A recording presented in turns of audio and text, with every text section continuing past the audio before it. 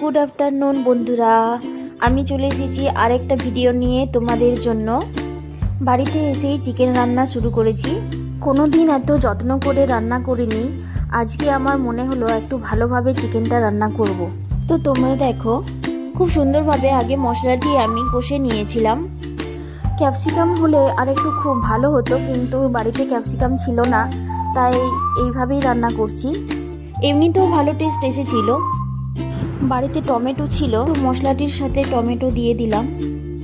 Tomato দেওয়ার পর কিছুক্ষণ পর পর একটু জল দিয়ে ভালোভাবে ম্যারিনেট করে নিচ্ছিলাম মশলাটিকে, যাতে সুন্দর কালারটি আসে। এই দেখো বন্ধুরা, কি সুন্দর কালারটি এসেছে। সুন্দর কালার আসার পর চিকেনটি দিয়ে দিলাম কড়াইয়ে। ভালোভাবে আবার ম্যারিনেট করতে শুরু করলাম। কিছুক্ষণ কষে নেওয়ার পরে একটু জল দিয়ে ফুটিয়ে নিলাম ভালোভাবে।